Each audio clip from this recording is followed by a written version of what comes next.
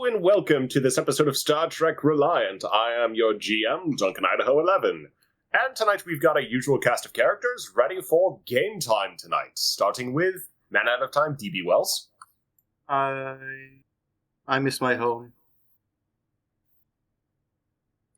You're muted, Marcus. God damn it. And we've got our science officer, Grawl. Let it snow, let it snow, let it snow. Security officer, Charog. Let tits now, let tits now, let tits now. Con officer, Kara and Cetsa.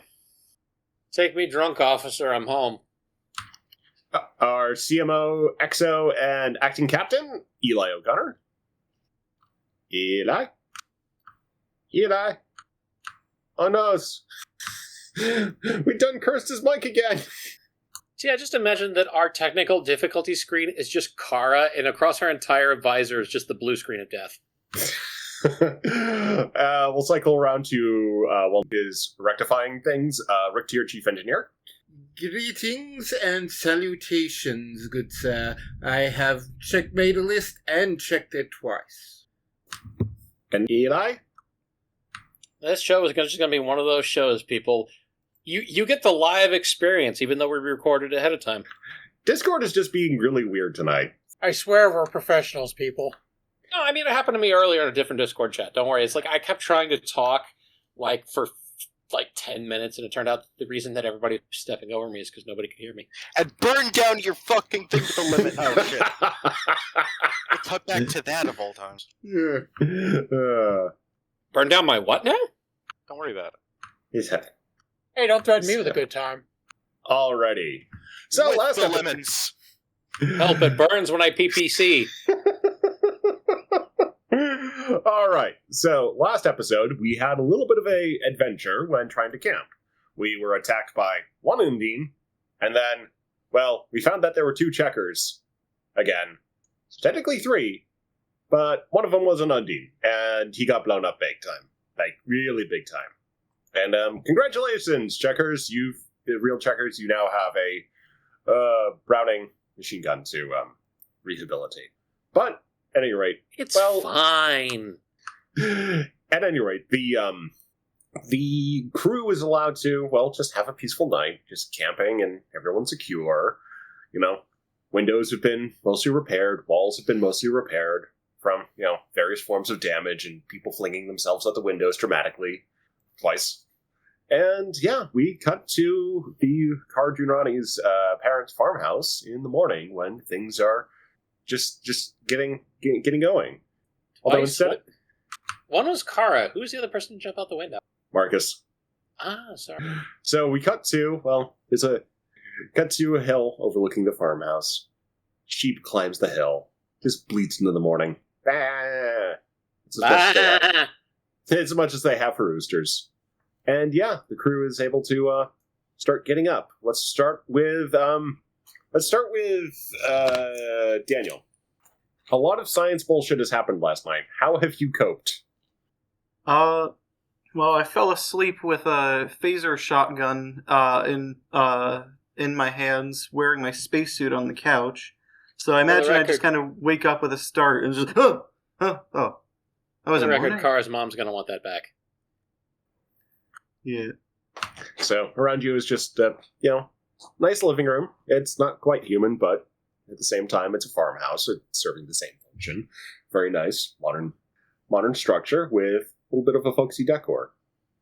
I set the phaser down on the couch next to me, take my helmet off, set it down as well, and I stand up and, because I notice an easel with a painting facing away from me in the living room.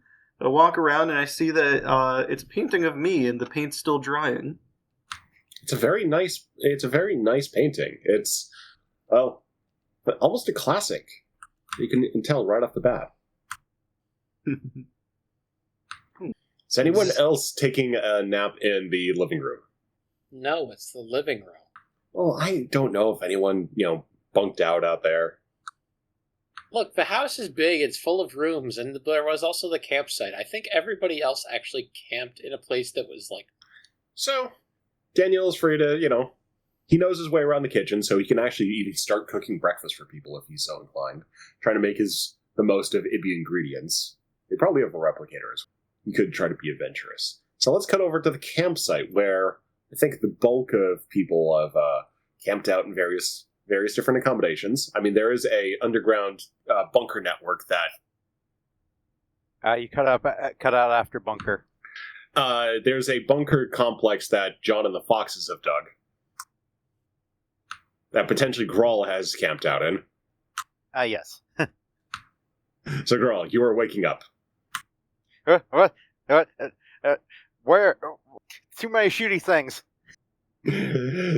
John goes over and says, Where shooty things?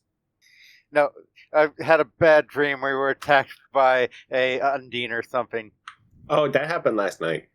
What? No! Twice. No! It okay. I go make bacon.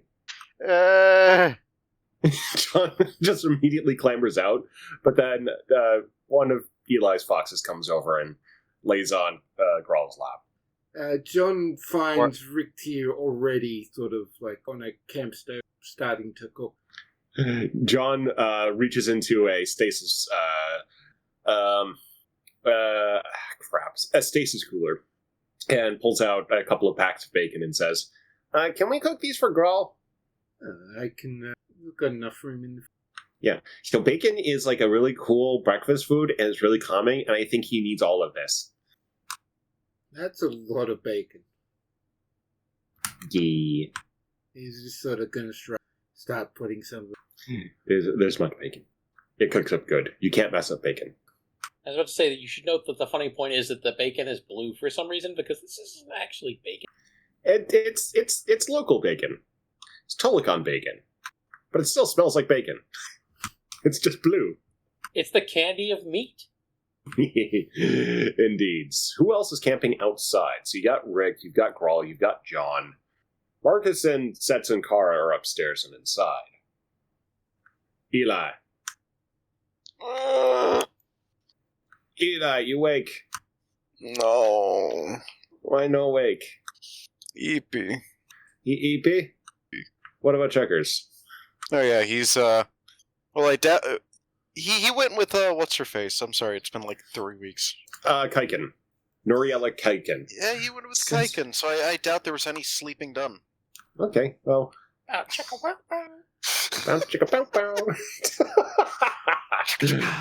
Look, she's been alone for a long time, okay? Well, you don't know that. A woman has needs. I mean, she could get around. She's former She planetary could, security. but did she? Yeah, probably. Oh, wow. I mean, Ross was on the Stories. planet before. Anyway. I mean, I guess the Ibby are a little more laissez-faire about that sort of thing, right? Yep. So, also, Grawl has posted a picture of blue bacon. I'm pretty astounded by that. It still looks I delicious. shouldn't make the joke. It looks like All a right. bacon popsicle. It does. There's another blue breakfast article that you... Okay. No. Why? No. Blueberries. Why? Blueberry pancakes, what? It's No. gonna make people Just hungry. stop.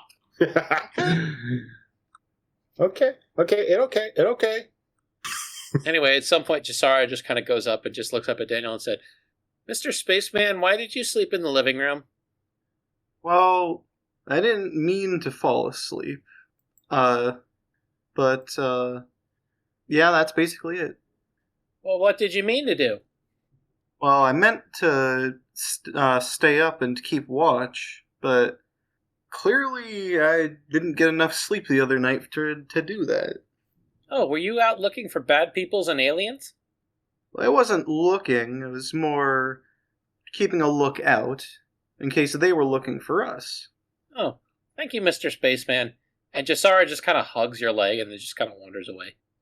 Daniel kind of smiles to himself and tries to flip what he hopes is the equivalent of a pancake with the ingredients available.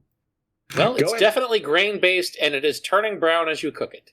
Let's go ahead and make this a roll. So go ahead and give me a reason, science, or engineering. Hell You realize I'm going to remember this the next time you call for a cooking roll. Yeah, it's basically as much as we can do.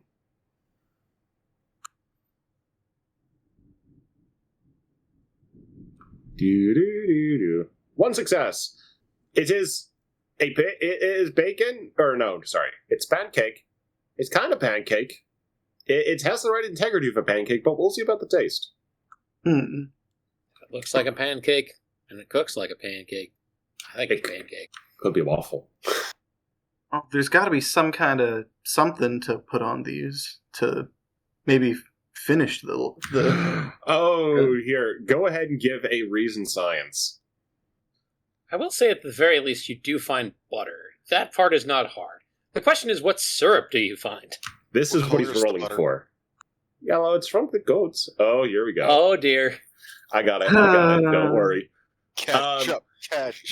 No. You find this like kind of a sort of amber, almost golden syrup, and hey, it has the right consistency, and you just lather that straight on. See, I'm laughing because Rick is from Australia and he actually knows regular golden syrup. Daniel will, of course, try and taste test this as a treat for Chef while he starts making the second pancake.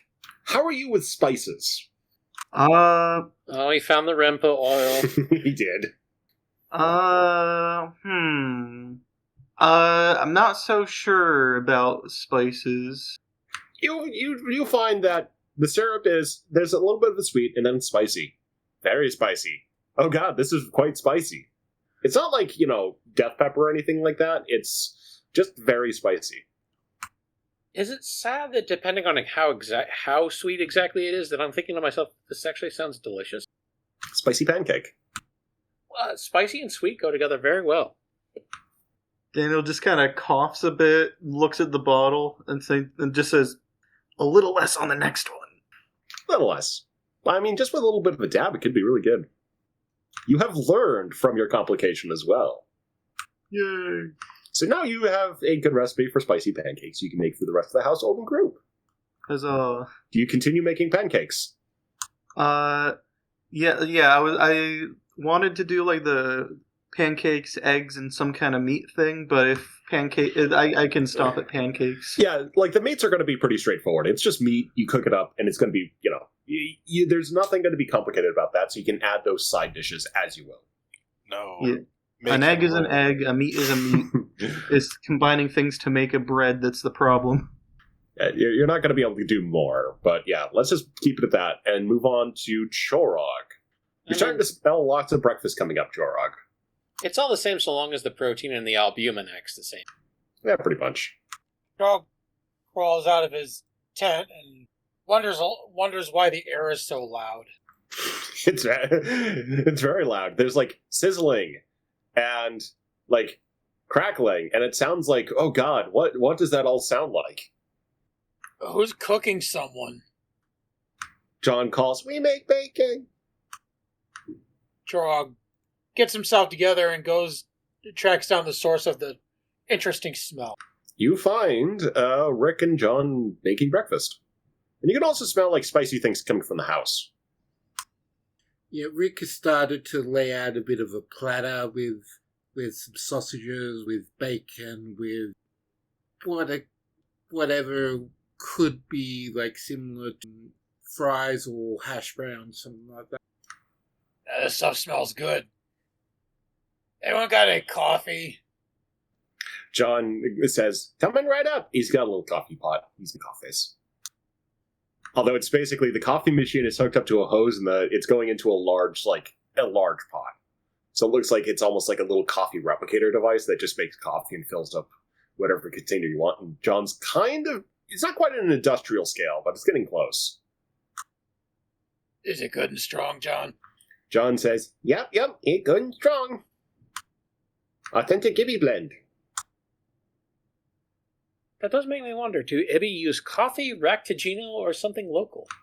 I'm gonna say that they have adopted coffee. They've got a variety of different, fruity drinks for a traditional breakfast, but just with, interplanetary contact, they have taken to coffee. I mean, let's face it, using beans to brew a liquid is a little bit unusual when you start to think about it. Yeah. The fools, they could have adopted tea.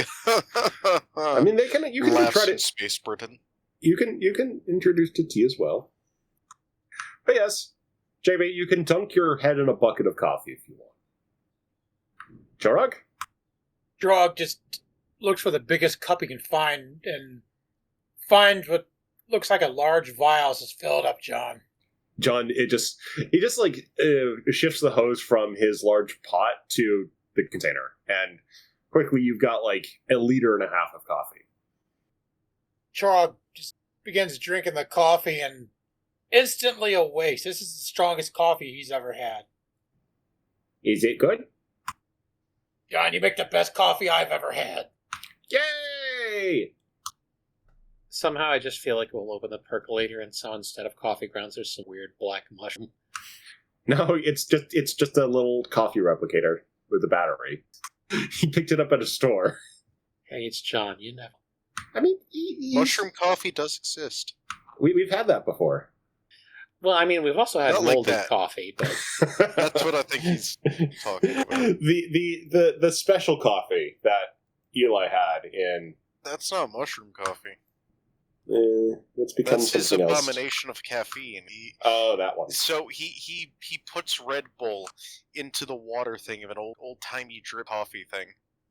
you know, if anybody had mushroom coffee, it's probably Neelix. Yeah. I'm beginning to think that's what that coffee he come up with was. Yeah. Look, with Neelix, he once had pasta that I think was protein extrusions from somebody, which I think was actually the species hare. No, we're trying to make good breakfast. I mean, You see, that's the never thing that wanna gets me eat is again. anytime I hear about the weird shit that Neelix is serving, I'm like, okay, let's give it a try. Everybody else is like, God, no! Yeah, it's the Federation like suburban culture of just like, oh no, how can we not have this? I mean, honestly, It's hair from someone. no, that coffee that you could that looks like congealed grease that Neelix come up with is like, I'm dying to try that. Yeah. But let's see. So we can move on. Everyone's had their breakfast preparations. And we Not cut Eli. off to... Well, Eli is EP, and he has decided to be EP. Well, no one's woken him up.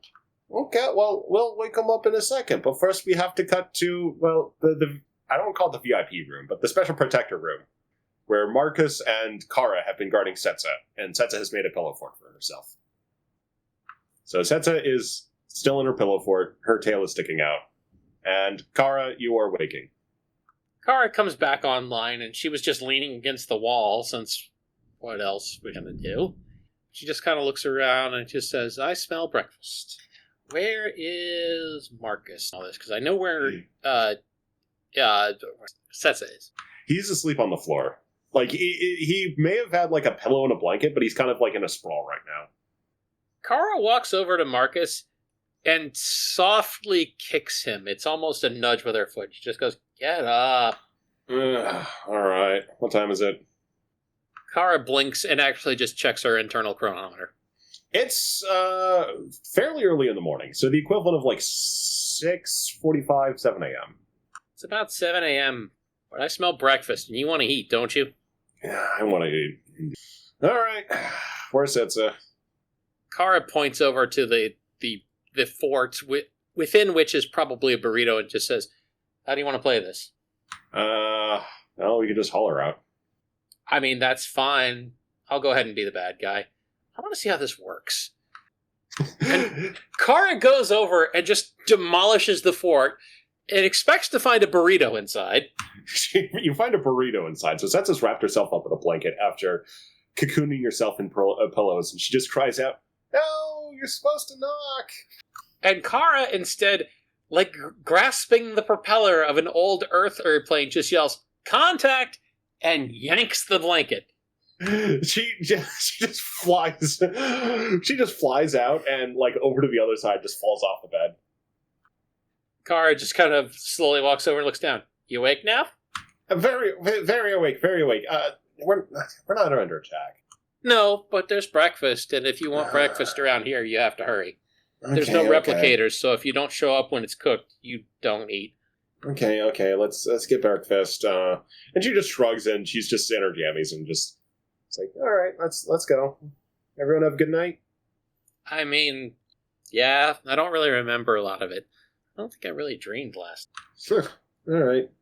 Yeah, had kind of weird dreams, but nothing too weird. It's just like school days and stuff like that. I mean, to be fair, I could have dreamed any manner of things, and if I don't remember it, it doesn't matter, huh? Yeah, I guess.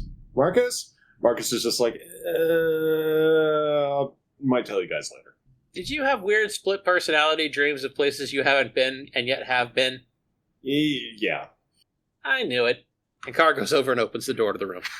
Marcus just shrugs, shakes his head, and is like, all right, let's go. And the group, heads downstairs, and quickly, Daniel, you've got people coming down for breakfast. And Kara, just as they're going down the stairs, just says, would you believe to him that I've had dreams about the shit that would have happened to me? It was weird. I dreamed of the future, ? And she actually says question mark out loud. I mean, knowing the Conclave, they might actually have some knowledge about that. Oh, good lord. You're telling me that in the Conclave we have to watch over temporal shenanigans too? I don't know if it's temporal. It could just be very good predictions. Okay, because temporal shenanigans make my head hurt. Craig can kiss my ass. Oh, they're just good at chugging data. It's just weird, the depths that gets to. But at any rate, Daniel. Daniel comes over with a tray of the food and says, "What's this about temporal shenanigans?" Weird Conclave shit. Did you ever dream about your future, Daniel? What? Did you ever dream about your future? Not not like in the end, sense of, oh, I want to be, but more in the sense of this is gonna happen kind of deal. Well, everyone's had deja vu. Oh, is that what you call it? Has there been some kind of future science where that's like legit visions of the future? No, I don't know. I just had a dream about being called Defiance and having a new body and I don't know, it was weird. And that was a while ago. Well, there was this one time when I was 8, I dreamed about going to a toy store to get a toy that I'd never seen in my life, but I wanted it in red, but they didn't have it, so I had to go home with teal, and then on my birthday a couple days later I got a red version of that same toy I'd never seen before in my life. Dude, you got 2 toys. That's awesome. Well, one of them was only in a dream. Oh. Marcus says, I've had that dream too. Never, the toy doesn't exist. You don't think it exists, and then next day it's just oh, it's right there. Yeah. Or close enough. And anyway, breakfast. I made it hearty. I figure we're doing a lot of walking today. Yeah, maybe. Thankfully, eggs are eggs and meat is meat, but I had to kind of guess with what some of this stuff was for the flapjacks. I'm pretty sure what I used was some kind of flour. I mean, you could always have asked Jasara. He knows. Baking's more of a science than an art anyway. Strike that, reverse it. Wait, isn't I thought it was cooking that was the art, then baking was more of a science. Yeah, but if it's a science, shouldn't you, know what you're using? Well, yeah, I made educated guesses. It seemed like some kind of grain flour. Look, if it's vibes-based, I call it art. Vibes-based science. I looked over to Marcus. He's not senior in the science department. That's kind of an open question right now. Oh. We just don't have a good structure for the science department. Everyone's just kind of doing their thing. We don't really have that much of a department anyway, so it's just everyone's kind of allocated between their shifts and doing their own thing. I'm gonna go get Grawl and ask if he believes in vibes-based science. Y'all, sorry. Okay. As Kara starts to walk off, Daniel's just like, I don't do all my science based on vibes. And he just kind of mutters to himself, just the cooking part. Graves says, I can eat to that. He's trying the pancakes. He's like, oh, nice. So, Grawl, pretty soon you have a synth in your room who just kind of knocks and sticks her head in. Grawl, is science vibes-based? Well, to check out on Grawl, you have to check the tunnel network. Okay, well, she'll check the tunnel network. I mean, she has sensors. No, I think they tried that in America in the early 21st century. It didn't go well for them. Oh, thank God you're saint. And she picks up Grawl and hugs him. Ow, too tight. Oh, sorry. She gently lets go and sets him back down. And she just kind of cocks her head at him and looks at Hollow Bones. Yes. Oh, sorry. there's a couple of foxes that scurry out of the den, the tunnel network, and go over to Eli's. All right, so Eli, foxes are giving you nose boobs and licking your face, trying to get you up. We've got two of them. A people needs to wake me. And there is the scent of industrial coffee. Coffee that does not know defeat. Coffee that says steel is not enough to contain me. And it's getting closer as John is bringing over the entire large pitcher of coffee and a large mug that says Capitan. Well, let John try to wake me then. He's got to roll for it. All right, All right, grab the funnel. We know what we're doing. Funnel, mouth, coffee. Spending 2 threat. 2 successes. If this doesn't work, come works. get Daniel. We'll make the wake up juice This from is going to be Back to the Future opposed. 3. It's going to be opposed. What do I roll? Let's go with control, presence, or medical. Hold on a second. Things also you can't do control and presence. Because Oh, damn it! That's right. Yeah, just control medical. you mean control command? Would that? Control command. It'd be the same one either way. Yeah, so it's either one of those. So it's basically you're doing it just on fortitude, or you're just like control over your body. Oh, god damn it! 4 successes! Alright, this is gonna be... Okay. John is trying to get Eli up, but Eli isn't budging. The rest of the group notices that, well, Eli is, he's not waking up. Somebody call Kara and we can have a weekend at Bernie's situation. Alright, so Grawl, Chorog, and Rick, your task now is wake up the captain. We could make a little device to help us. Start thinking sirens blaring, some physical shaping, making think the kind of earthquake. Quarrel just goes over and starts roaring / chirping. All right, Grawl, you could both do those plans. So let's go ahead and, just to make it fair for the opposed roll, each of you, well, let's count it as assist. So who wants to be taking the lead on this? Is the lead part of the plan the device or the roaring? I'll leave that up to you. What do you think, Goro? I think the roaring is gonna be the assist. Okay. All right, so Rick, you're going to take the lead on that. Give me just a quick reason engineering, just to whip something up real quick, and then presence command for Grawl. Okay, Goro can do. In the meantime, Trog's going to make some wake-up juice. The fallback. I was stealing Daniel's plan. Well, it can be a different variety of wake-up juice. If it doesn't work, you just keep moving to different, stronger varieties of wake-up juice. It's the. I was about to say the end of this is somebody just mixing up Chara and Chiaro flakes in the Renpo oil and just pouring that down his throat. Maximum over spice. Would a survival His eyes turn blue, and he can see the future. would survival or athletics count as a focus for this? No, I'd say neither would. This is more of an improvised device to do something a bit weird.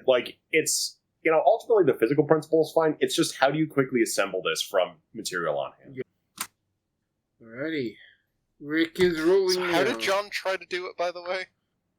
He just has lots of coffee and just tried to just shout and just wake up. So 2 successes from this. So your opposed roll? I already did my opposed. No, that was the one from before.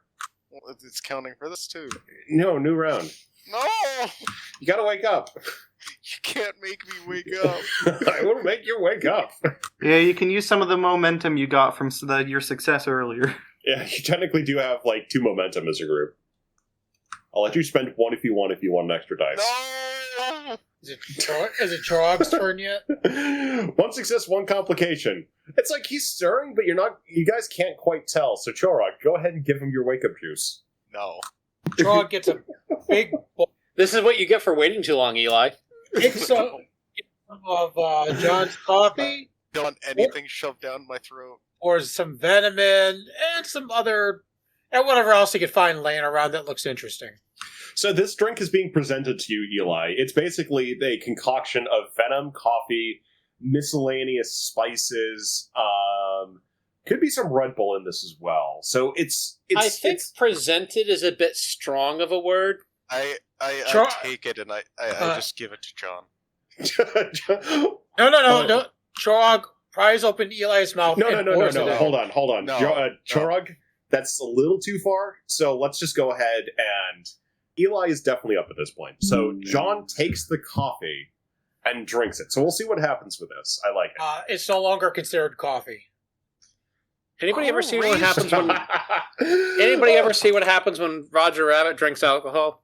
Okay, so at this point, John, his eyes, he just starts looking at the sky, tilts back, and is about to fall over. But before he hits the ground, he spore jumps out. What the fuck is wrong with you? Who raised you?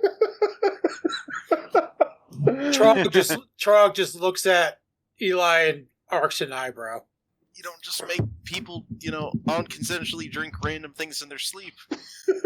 It's wake-up juice. It's meant to get you going. Yeah, I don't want wake-up juice. I want to be EP. The foxes are trying to are still trying to jump over Eli. They're excited. They want to be going. Basically, John is drinking a What time is it? steaming, bubbly purple liquid because it's no longer coffee. It's 7:15. That's too early. What are you... Don't wake me until 10. Jesus. But things might happen. 7... Listen, I don't even wake up at 7 in real life. All right. So basically, the Eli, you have an opportunity to get up here. The group is finished eating foods. They're going through breakfast, and things are pretty good. Well, I guess I'm already stuck awake. Everybody out of my tent except for you. Just petting the foxes. The foxes they're happy. They're much wiggly. Everyone is just able to be tent. While John,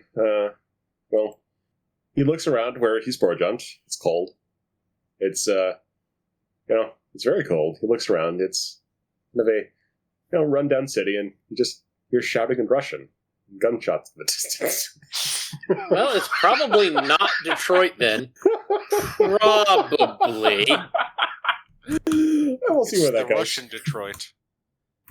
And yeah, so with that, everyone is having breakfast, and Eli gets stressed. He grabs a bag of something from under his cot. What is in the bag? Wouldn't you like to know? By the way, I just want to quickly describe the device that is happening. It's, you know how those monkeys with cymbals that clang the cymbals and jerk around and make a lot of noise? It's very similar to one of those, but the monkey looks like Eli. Okay, I'm throwing that in the fire. Go for it. It's being thrown in the fire, I'm sorry. It's a cursed artifact. It's cursed. Meanwhile, back at the actual farmhouse, Carter reaches over as Marcus reaches for the amber-colored liquid, and she goes, "No, not that one." And she slides him a decanter of purple liquid. This one, trust me. All right, and he pours that on a pancake, and it is fruity and delicious. Daniel reaches for the amber liquid and puts a little bit on his pancakes. It's spicy and delicious. Eli back outside. He goes over to the fire and he heats a pan over it. Mixes something, the thing that he took from his under his cot, with some water, and he starts to cook. There is already a small tray of various meats, including blue bacon. The doctor to add to his chest. I'm concerned with whatever it had under his cot. Eli's cooking this on a big cast iron skillet over the fire. What is it? What is? Would you like to know? Yes, we would. That's the point of me asking. The foxes are looking over. The foxes want to know. They smell. Well, somebody that's actually there has to ask. John is somewhere else. Rick, Chorog, or Grawl. Rick's gonna ask, what do you have there? Not corn. It's cornmeal, kind of. Making corn cakes. Corn cake. Ah, Johnny cakes. Hoe cakes. Oh, You'll have the corn cake. It is cooking up well. As you're cooking, you see the security coordinator's car rolling up the drive. Again? Yeah. Didn't think this would just be breakfast. Well, I would tend to assume that, like, she had better things to do, but I guess not. Oh. Checkers is still with her. Yep. Ryuji is also using the fire to cook. It's still blue tinted. Good. But does it make the fire blue tinted? Or does it make, rather, the food blue tinted? No, the fire is blue tinted. Yep. It's very strong and very even fire. So breakfast is being had as Kaiken and Checkers. Ryuji's making for himself? Oh, Ryuji, someone ask about Ryuji? I mean, I was just going to tell you out of character. Fuck. Do it. Well, do you want to guess? Oh God, we gotta get moving.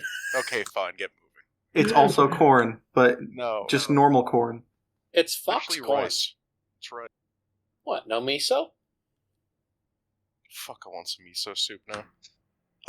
Well, you know what? We're extremely tired, even I'm because I sorry. want fucking Johnny Cakes with molasses. Oh, god damn it, I want to. All right. Keep it moving. What Ryuji making? I just said it right. Rice. He's making rice. Oh, okay. I thought there was more to it. So yeah, he made No, rice. it's just rice and egg. He cooked the egg, he cooked the rice, add the egg, mix it. Checkers and Kaiken are approaching the campsite. And Kaiken says, Rice. "Oh, smells really good. What you guys could?"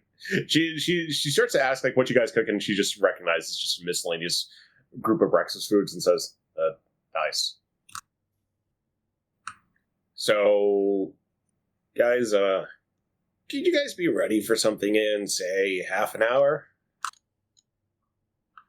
She's saying that to the group. Ready for what? Well, I mean, she's saying that to the group at the campsite, so. Yeah, the group at the campsite. So she says, potentially a little bit of an operation. I'll let the people inside know. They've just located the last of the Undine. All right, well, if you want to stay in, it's fine. We have capable security forces. I'm still waking up. I could probably delay it another, 45 minutes, an hour. No, I'll be fine. All right, well, she just looks around awkwardly and says, do you need any briefing, or? Just point us at what we need to kill. Okay, well, I'll transport you into a location, and it's a warehouse and around a shipping area in Otakon, and you can go in and take care of the obvious Undine that's in there. Is it that easy? Well, we've cleared everything else out. They're kind of just hunkering down. I think they're preparing to move off-world, but we've got the transporters locked down, so they're kind of stuck and potentially waiting for us to negotiate, but... Okay, so we just bust down the... Okay, so... If you want, yeah. you can go to negotiate. It's up to you. I mean, I don't think there's a negotiating with the All right, well, again, it's again up to you how you want to handle it. I mean, I'll give it a shot. All right. Not trying to push in any particular direction, because, I mean, you guys took care of 2 Undine last night. I mean, is the building they're holed up in important? No. How unimportant is it? It's a miscellaneous, civilian structure. It's easily replaced. Is it in the middle of nowhere? It's kind of in a built-up area in the city. Okay. But it's in, a large dockyard, so...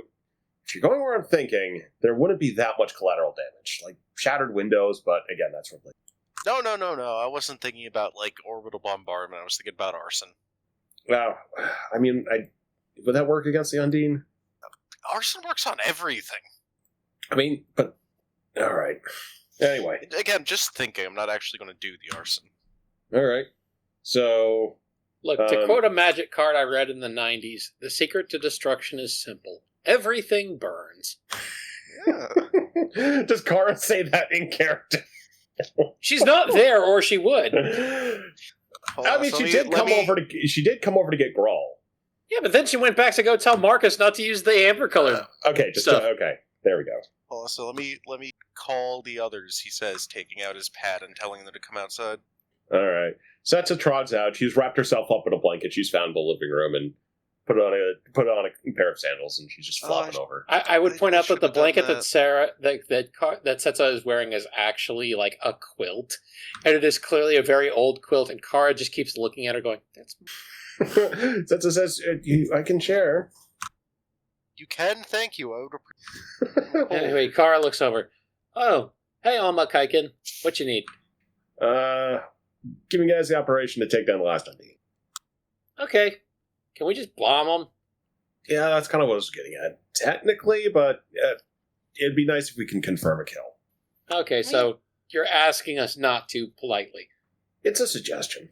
I mean, we can always confirm it if we burn the place down instead of blowing it up. It's a lot easier to identify a burnt corpse than an exploded one. I mean, I could just go in and break their necks. She cracks her synthetic knuckles. Whatever. Just probably ETA for the operation, probably half an hour. I mean, I'm ready now. I don't have to eat. I don't need to eat. No, I can go. Let's do this. All right. So I'm not they're gonna all. I'm not going to be outdone. So it like they're ready to go, and Setsa says, "I guess we can have breakfast later, or more You were breakfast." eating just 5 minutes ago. How much breakfast do you need? I need lots of breakfast. I want bagel. We order bagel. Kaiken says, "Yes, we can order you bagels. There's bagel places on Iffar." Kara just pinches the bridge of her visor and just... All right, so Eli, he rolls up one of the Johnny cakes and just slowly slides the entire thing into his... all right, let's go ahead and just take a quick, because we're going over a little bit on the break time. Let's go and take a 5-minute break, and just for the sake of making sure we get through this tonight and don't stretch this into a 4-parter. I'm fully immersed in this fact that I am tired as fuck and want to go to bed. Hey, look, we are the players. We decide how many parts this story is going to be. 12 parts. 12 You parts. 12 parts. You decide what the story is. We decide how many parts. All right, quick 5-minute break for people to get snacks, munchies, and whatever they need to finish things up, and we'll be right back. All right, welcome back. So, the group has said, "Hey, let's go take care of things." So, people assemble, get the gear they need, and take care of things. So, there is a choice, though, between who is staying and who's going. You don't necessarily need all hands on deck for this, and probably the most combat capable are the most essential. So, who is staying at the farm, and who is going? Goro is staying at the farm. Rick will I be mean, going. Jasara and Eparian and Melina are staying on the farm, but Kara's going because she gets to crack some skulls. Yep. That'd be funny if Jasara goes. Jasara just wanders up to the Undine. Why are you being mean? All right. I take it Chorog is going. Oh, yeah. So See, that's the a problem with that is I imagine Jasara being kicked and it looks like Mini-Me from Austin Powers flying across the room. Cetsa has the choice of stay or go. What does Cetsa do? Oh, come on, Cetsa. You can't stay behind. Your Oma needs you. All right, I'll go. And then Eli go? Yeah, Eli. Ryuji go? Yeah, Ryuji's. Checkers go? Is Kaiken's going to supervise. Okay, then Checkers is going. All right, and then Rick? Yeah, Rick's going. John flashes at this point. He returns. Oh, I quoted. John returns, and he's wearing a large fur hat and holding a Mosin Nagant rifle. Kara just kneels down very carefully and just says, "John, did you aid a Bolshevik revolution?" I might have. I think I was fighting Hold on a on second. the. I think I was fighting. Did you murder fascists? Yeah, I was fighting on behalf of the Czech Legion. All right, you get a gold star. Ah, the Yay. Great Patriotic War. She stands up. Eli, so he takes a sticker pack from his pocket and just puts a gold star on John's uniform. Kara just looks at him. Do you always have those? For John, yes. Man. So John will opt to stay with Grawl and help out at the farm. Did you want one too, Car? Yes. Okay. He takes a gold star sticker and puts it on her forehead. Kara has the little happy eyes. And with that, the people going to assault the Undine can transport as they will. Let's Oh, go. you mean we're not taking the car? I mean, you could, but it'd be a bit of a drive. Well, I mean, they took the car here. Well, they do that. You're just Sorry, transporting. It's just funny to me that they arrive by car, but we leave by transport. I mean, just slightly more convenient. Kara likes Kaiken likes the drive. Okay, we're going. All right. So you transport. There's a bit of a security perimeter, but you transport to a industrial area in Khan, the big capital city of Iffar. It's a wide area filled with lots of cargo containers, but it's relatively empty at this time. Ahead of you is a large shipping and receiving building, and yeah, you've got IBI security people just holding down the fort. One of whom. Kara shifts over to her Undine tracking module and looks at the building. There'd be an Undine in there. Ah, yes, I see the target now. She lifts up her rifle. Can I just shoot him? Like, I mean, it's gonna take a few more than just one shot, but yeah, that's pretty much it. Kara looks back at him and says, "Yeah, this will go through tanks. I don't think the bricks have any stopping power." So, Oh, you want to shoot through the building? Actually, yeah. Let's see if you could do this. okay. Other people, I will say you can assist by taking more pot shots at the location. So Kara can also transport whoever doesn't have the Undine tracking him. I mean, I should point out this was a question first. Yeah, Kara wants to shoot through the building. She could. Is anybody going to try and stop her? Yeah, Daniel's gonna say, wait, wasn't there something about trying to talk at some point? Did I mishear that?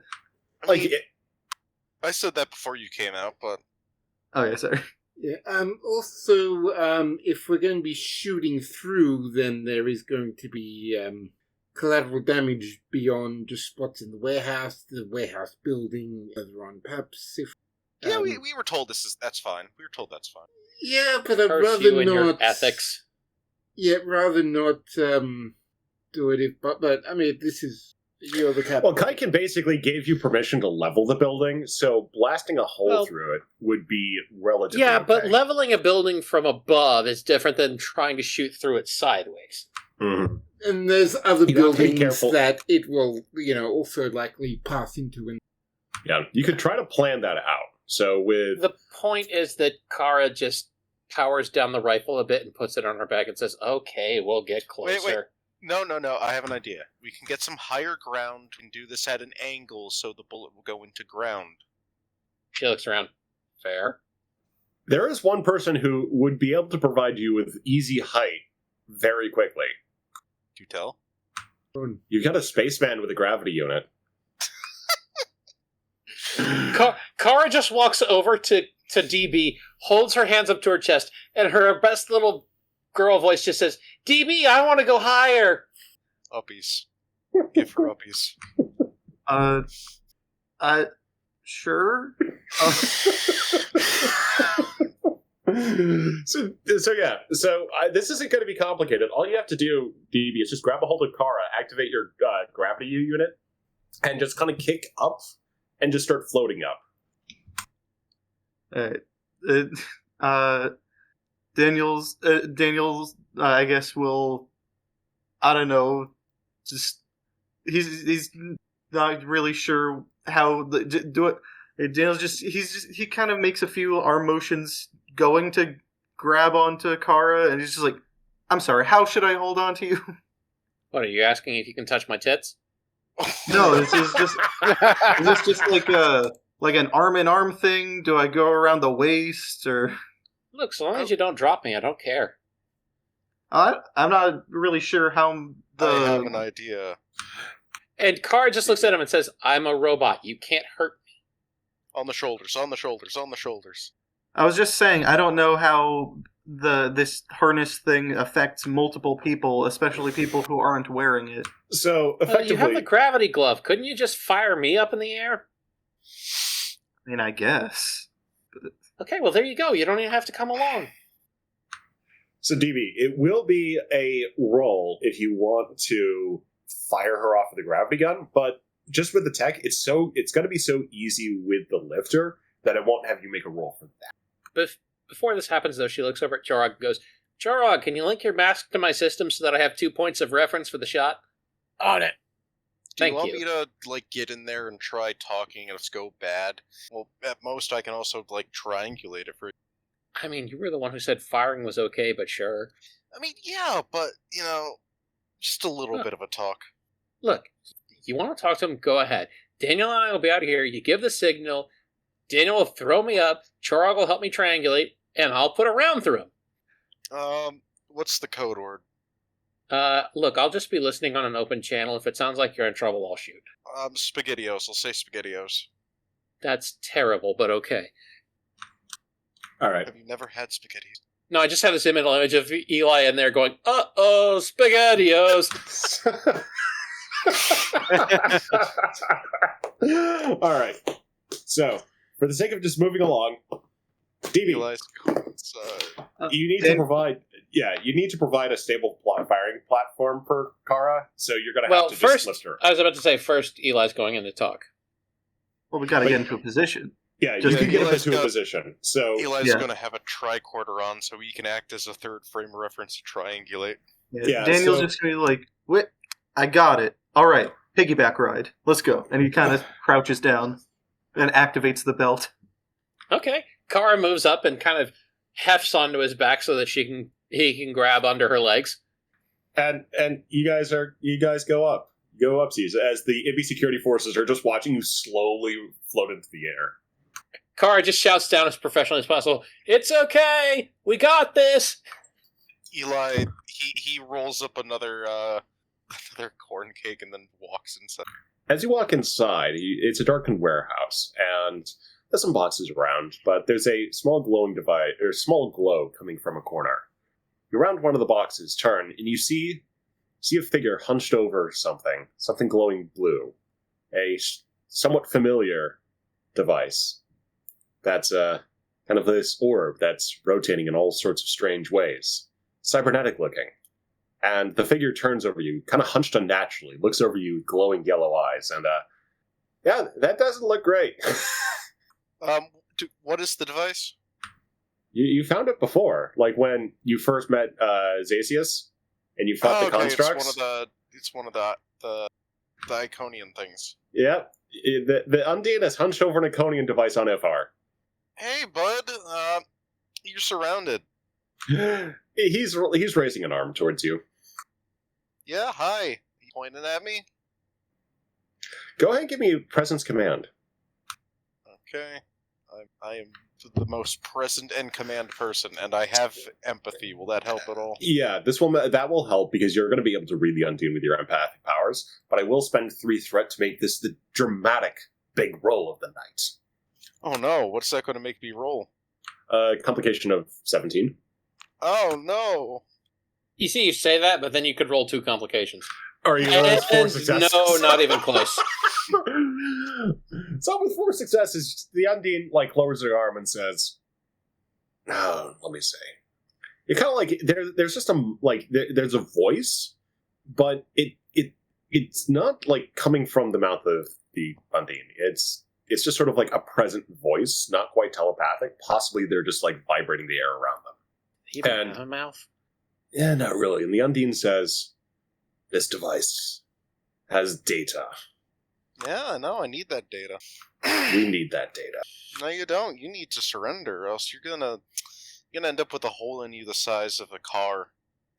The Undine gestures and says, "This technology is similar to what's been What's been what? launching attacks into our space. Launching attacks into your space. Okay. Well, we can talk about that.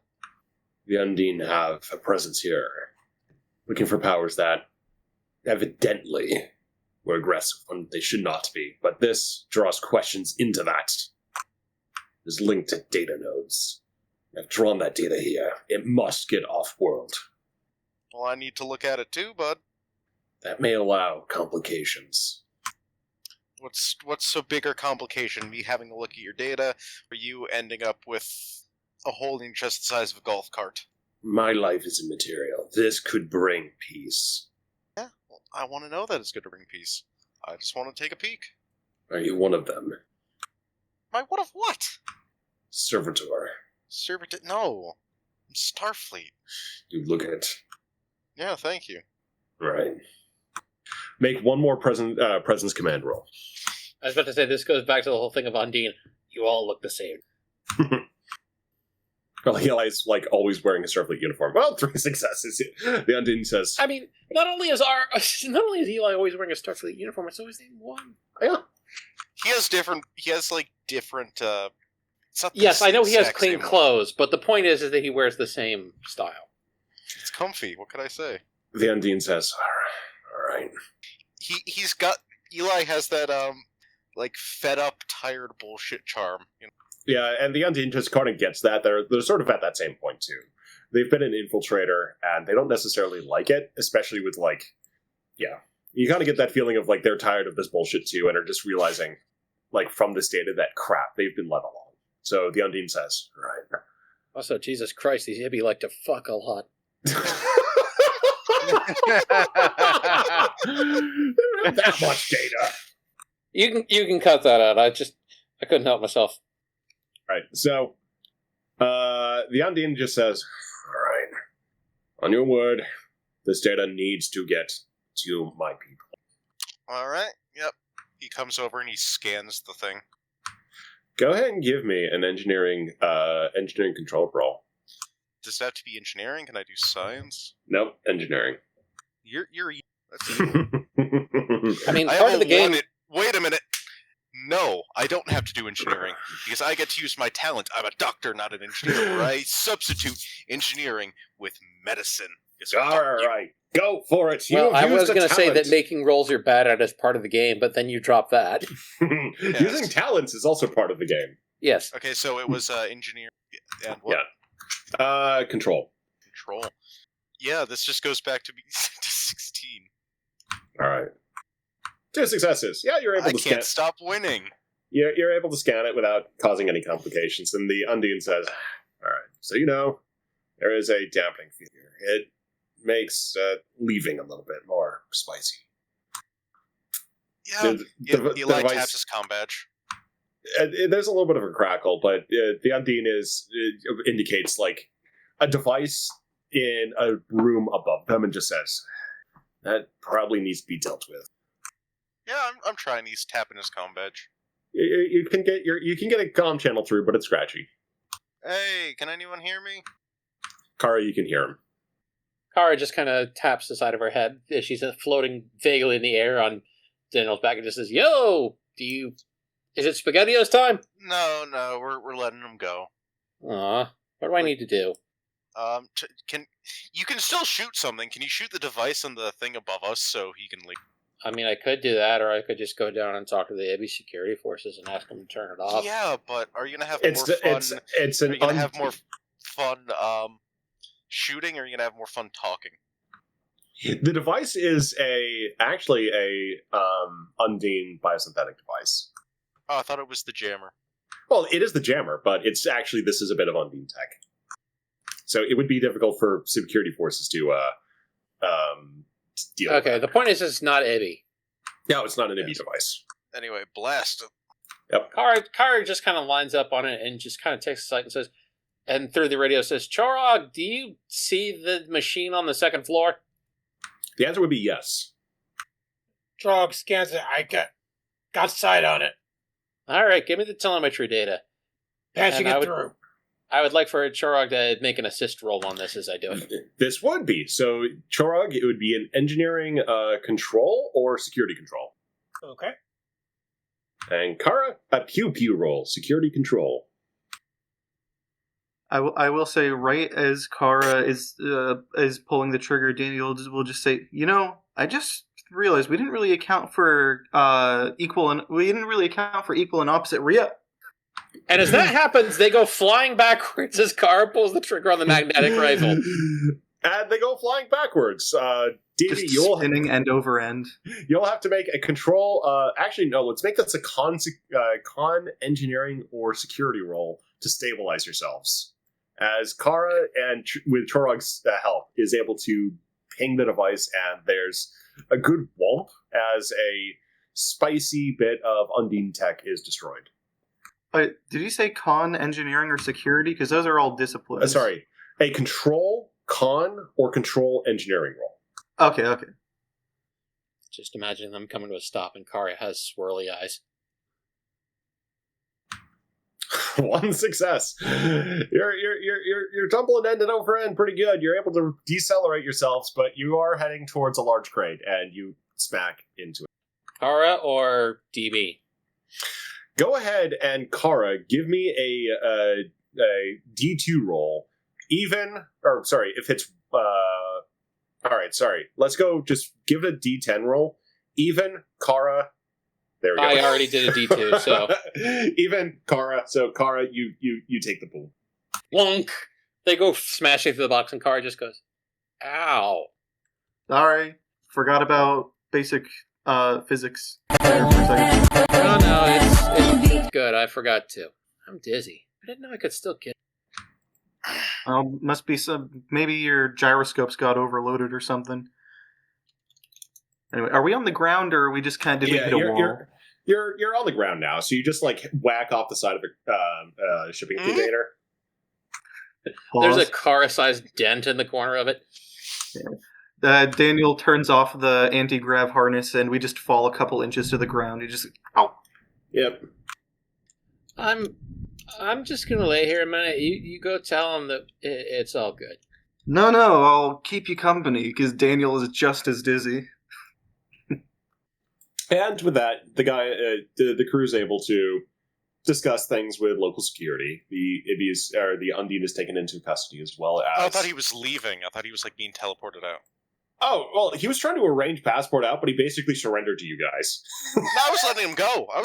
Okay, so if you're able to let him go, he just like, okay, like, do you allow him to take a copy of the data or the full device? I have the copy. He could take the full device. Okay, he goes with the copy, so he's... No, he goes with the full device. I have the copy. Okay, yeah, so he's able to just transport out, and that effectively resolves the situation. I give him a casual salute as he goes, the 2 finger, like, see you, space cowboy. He actually imitates the gesture, and you've actually made a friend with the Undine. A second later, Kara just kind of taps one of her horns, and then Chorog just hears, "Next time, you're taking the shot." Okay. And, yeah, basically the group is done at the container site. We cut back to the farm. We cut back to the farm where Grawl has been left at the farm. Jasara's just kind of following around going, "You're like a stuffed animal. I am not that fuzzy. But you has the fluffy feathers and they're all pretty." Yes, but I also scary a little. At this point, not to me. At this point, Grawl, go ahead and make a what would be? Oh crap! I'm forgetting that. Present something. Basically, a check for danger roll. Oh, that's probably insight security. Insight. There we go. I was missing insight. Insight security. I kept thinking like perception, and I'm just like, oh god, that's eons. Well, the problem is like I'm looking directly at my character sheet because I don't have anything else to stare at during the game. So I'm watching things. 2 successes. Grawl, you notice there's someone standing in the field, kind of like about 20 meters from you. Is that a good person? Grawl points. Jasara, you see, well, it's a bit strange. It looks like Ibby, but he's like golden. Jasara just kind of steps behind Grawl and says, "That's a stranger. Mama says not to talk to." There's a golden Ibby man standing there. Hello? Are you well? Seem to be gold. I don't recall that as a coloration for ibbies. So as you look, it's just like, you notice that, well, at a distance you look like just regular Ibby, but up close it's like, oh wait, there's a lot of synthetic stuff. And his flesh is actually like robot flesh. Kind of like a little bit like Kara, but more primitive.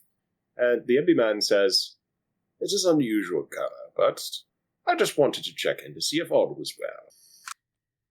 Oh, you're like, Kara. Kara, or Jasara sticks his head out and says, "Are you one of the Pantheon?" A very perceptive boy. Mama tells me stories. Well, it's good to hear that there are still stories, but This is a extreme circumstance, and there's a bit of danger here, so just wanted to see if all was well. Does that mean we gotta keep a secret? If you will. He smiles and kind of taps his forehead and says, Right, boy. You can do with the tale as you will. Just be wise. And with that, he just waves and transports out. And Grawl, you've had a strange encounter with an android Ibby. And you have a young Ibby attached to your leg, hugging you. World just stares confused, but this is how things normally go, so he just considers it the normal Tuesday. I was about to say, Jasara just gently kind of tugs on one of your feathers to get your attention. He says, that was one of the Pantheon, I think. But I don't know which one the gold one is.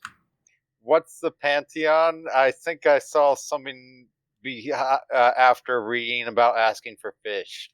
The Pantheon used to take care of Iffar. They were android gods, and they led Iffar, and they were nice to all the people, but then they went away. So so this was one of the planets that was run by computers. That was weird. Jasara just blinks, not really getting it. Anyway, I guess we should go back home in case there are more weird people. Yes, 'tis a silly place. John walks through at that point, still wearing his winter, his check winter hat and carrying his Mosin Nagant rifle on patrol. He just yells, "Nazis, come out!" And with that, basically the group is taking care of everything. They are free to basically Five-parter. Well, basically, you guys are able to just sort of tour as you will. So you guys are downtown for the biggest part of the group. Do you guys want to go shopping? I don't have anything to do until we're leaving the planet, so We shall vacate, but Eli's also going to be looking over the data he took from the thing. Yeah, It's just So to explain the data that you guys I have a feeling of what it is, given the Undine. Yeah, so what you guys have is basically a set of like on the one hand, you've just got a lot of ecological data on Iffar. So it's just a sensor unit you've got a set of sensors scrubbing the planet for, or scouring the planet for just weather patterns and ecological signals and stuff like that. The more interesting part, though, is that this is connected to a relay network, and it's basically been recording the transit logs, and it's showing not only a lot of records of ships transiting between different areas, but it also gives specs on those ships. So what you guys have is basically, it's fragmentary, but it is proof that fake Federation, Klingon, and Romulan ships and some minor powers have been sent to fluidic space and haven't returned. Yeah, that's what I thought. That's exactly what Eli, he sighs, reading it. Yeah, this explains things. Great. Who's in the mood for bad news? Kara at this point has kind of stumbled back and goes, well, that's usually the sort of news we get, so... You know how we've been having problems with it for a while? And I mean a while, and that whole thing with the Klingons and all the horrible stuff. Yeah, you mean how that whole war started because, the Undine. Yeah. Well, it's a proxy war. And we're the fucking proxies. Kara just sighs and just very deadpan goes, Yeah, the Undine have been facing fake Federation Romulan ships made by the Iconians, who I guess... Oh, I shouldn't have said that part. Well, I've said it too late. I was about to say, Kara's head snaps up. The what now? Don't worry about it! and with that, you guys go back to the farm. And when Grawl meets up with some, hey, did you know there's golden robot people on this planet? Why wouldn't there be gold? Yeah, apparently there's part of something called a pantheon. And then, from somewhere around your knee just comes a soft voice going, it's a bit.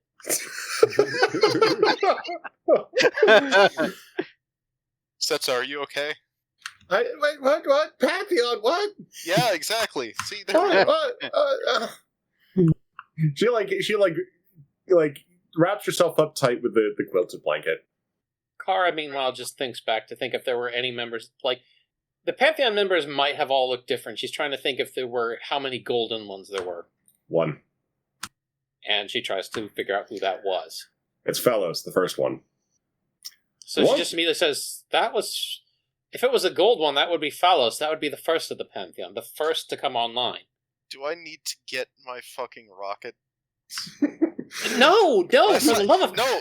The last time I had to deal with any of this bullshit, I shot that guy that tried to fuck with Cetsa, and I shot him with the rockets point blank. I swear to God. I'll do Look, it again. I get that, alright, but please don't go shooting a member of the Pantheon if they're still around. Cetsa says, I was kind of creative from parts of one of the Pantheon members, so, no shoot Pantheon? Yeah, no one's gonna shoot you, Cetsa, don't worry. Thanks. I'm wearing the quilt. I'm not going to shoot you. Whatever dickbags try to hurt you. Okay, thanks. So, go on, girl.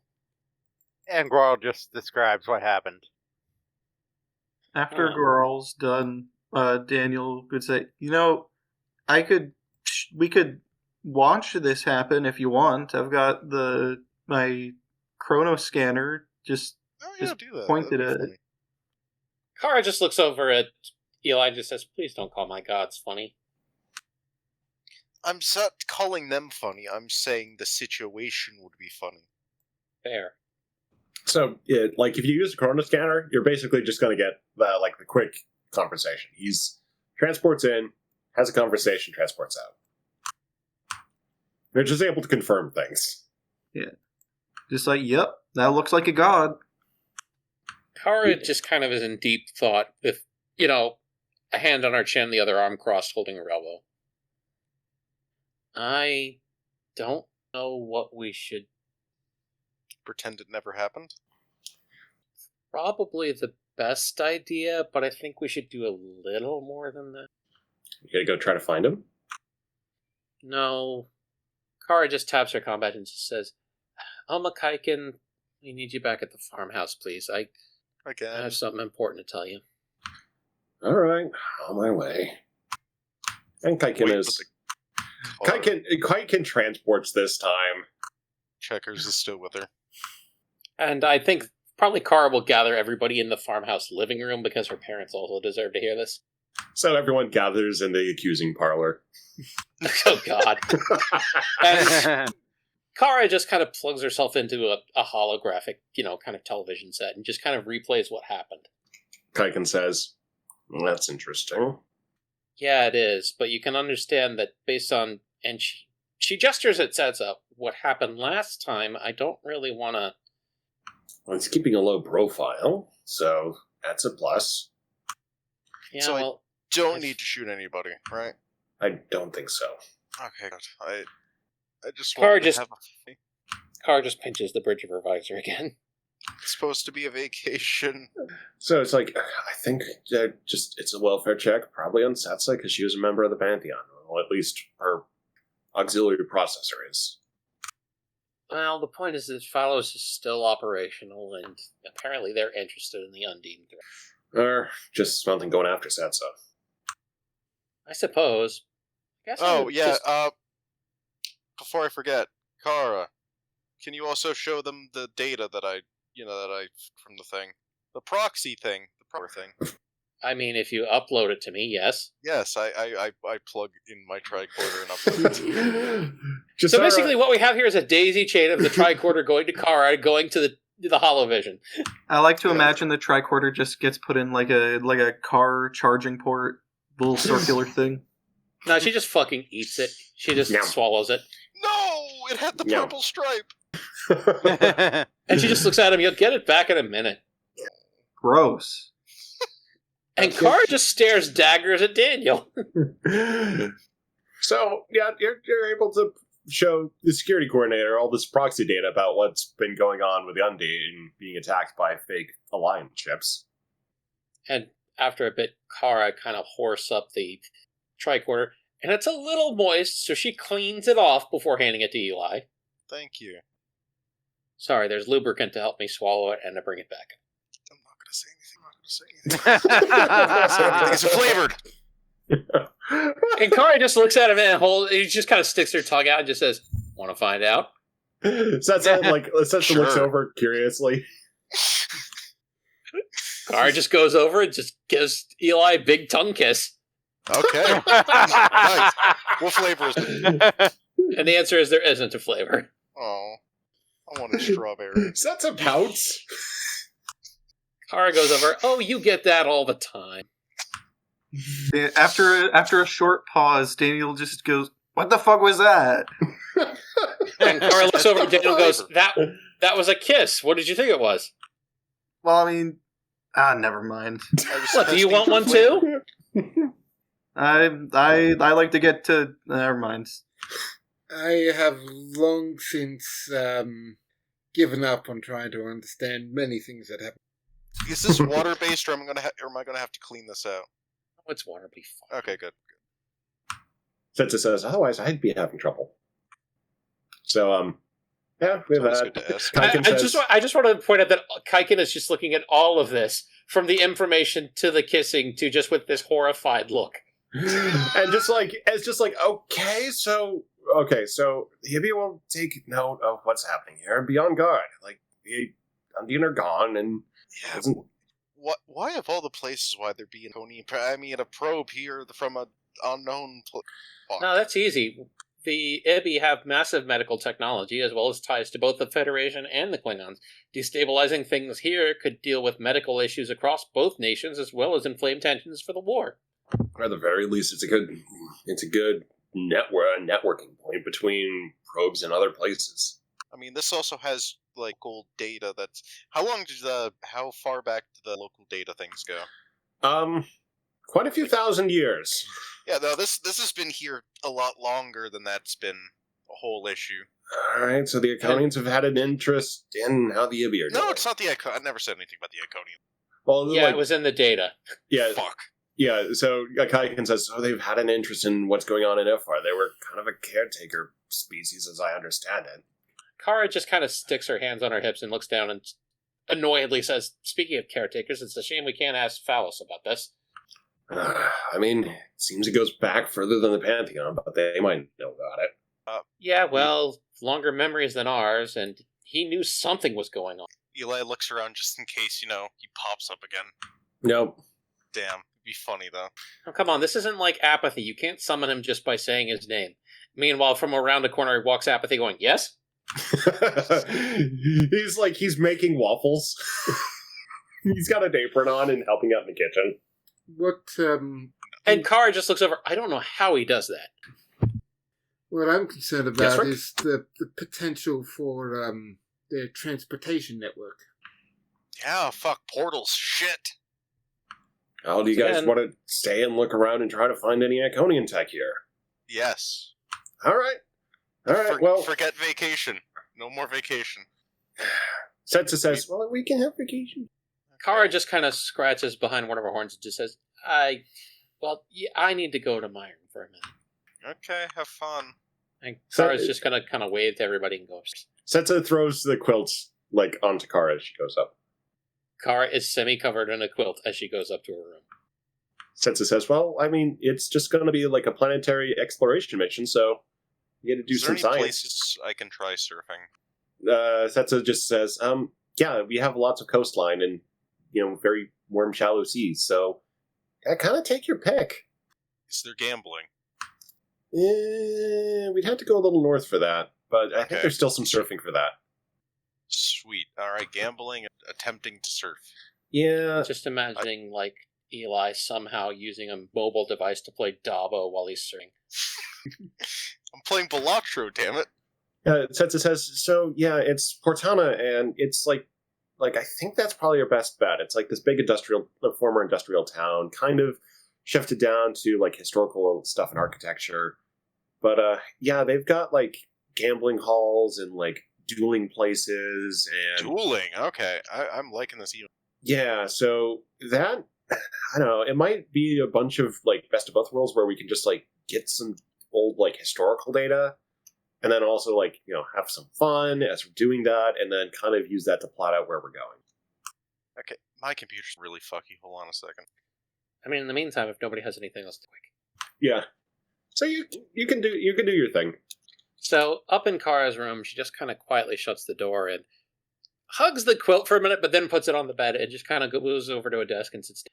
And she taps her thigh, and it opens up a cavity, and she pulls out a small hollow emitter. And she pulls it out and sets it on her desk, taps the thing, and it kind of boots up, and it just says, report. And she starts to say, this is Defiance reporting in from Federation Emplacement. The Undine have been more aggressive than normal. It looks as though we may need to take actions against them in order to prevent such issues, although for now a diplomatic approach being sought. However, of greater issue is the Iconians. Data stream to follow. And fade out there. Oh boy. Oh boy. I have been given a mighty tool now for future stuff. I mean, everybody knows it, but Kara is kind of like a spy. Oh yeah, I know, but it's basically didn't know that. What? like, well, she's the liaison for like the Rim Conclave or the Conclave here. So that's the thing of like, you guys. Okay, so let's just go ahead and just say, go for it. I thought that's what both Graves now and Havoc are here for. Because Havoc's still with us. Yeah, Havoc. He's still with us. Havoc got kidnapped. He didn't apply for this. Neither did Apathy. I mean, yeah, they're just kind of like, well, they've effectively been assigned to you guys. Like Graves, though, he's more independent. So he's Conclave, but he's almost his own faction within it. It's more to say like he's retired Conclave. Yeah, so he's got seniority because of the implants he has, and the fact that he's got memories from effectively a version of himself from another timeline. And that's the Ilium personality. And then Kara, though, is Defiance, and part of the bargain for her, getting the synthetic body and getting to live, but she's also serving the Conclave as well. I'm going to have to take an or beat the Conclave. Oh. But I mean, Kara will then have to fight you. This is... Okay, so effectively, what Kara has done is allowed me to invoke the Conclave in this timeline's version of the Iconian War. Oh, no. And to be fair, what Kara has done is not necessarily bad. No, it's just that she's not telling anyone that she's doing it. It's a very positive outcome because effectively you guys get a new ally in that fight. Eli still doesn't like the fact that they're having, a friend spy on them. Yeah. I mean, so they will be beat with a stick for that, just a little bit. Okay. Until morale improves. Alrighty. But since we're getting find masochism. You can hit masochism, they'll enjoy it. Since we're getting towards the top of the episode, basically, you guys have one more stop to make on Iffar, but for now, you have effectively the day off to hang around the farmhouse and have fun. I will note that later on, Kara comes back down as if nothing had happened, wrapped in the quilt, and says nothing. I think Rick will set up some sort of game. Maybe a carnival game, maybe one of those, like shooting. I have an idea that I need your help for, actually, Rick. Oh, how do you feel about making a slip and slide? Really big slip and slide. And you can suddenly you see him sort of like his head sort of just twist slightly as, oh yeah, he's definitely thinking about it. Like just sort of like the maths are sort of like going through his head. It's that meme sort of with like angle calculation or that sort of thing going through his mind. Slip and slide, slip and slide. Come on, slip and slide. Just really. Cetsa raises a hand and says, "What about like?" They all, I've seen these before, like a dunk tank. You, throw a... Well, that too. We can have multiple things. Like, Rick sort of, leans down to his pad and just starts, creating all these different sort of, blueprints, pretty much. One for a dunk tank, one for very, just sort of all these different things that you would see in, a carnival or Ren Fair kind of games, including a slip and slide. Kara, meanwhile, just pulls a box out from under the table and just says, one for Tori now. For what? It's like chess, but the pieces are more maneuverable. Sure. John says, I play too. And Kara just kind of sets the board out, and she organizes it for 3 players. It's multiplayer. Yes. And Kara just looks at him. Well, every game but solitaire as the player. Like the fight after the Great War. And Turog is heading to bed, so let's go ahead and just wrap things up here. And folks Clearly, are, you've never played single player chess. folks are able to just have just a good time, just making lots of little things to do at the farm, and even some of the neighbors from, well, the farms next door even drift by, and you're just able to have a nice day. And with that, thanks for joining us, and we'll see you next time. 5 parts. Today's episode was brought to you by our sponsor, Old Man Danny's Classic Hot Takes, for that close to home taste when you're in a galaxy far, far away.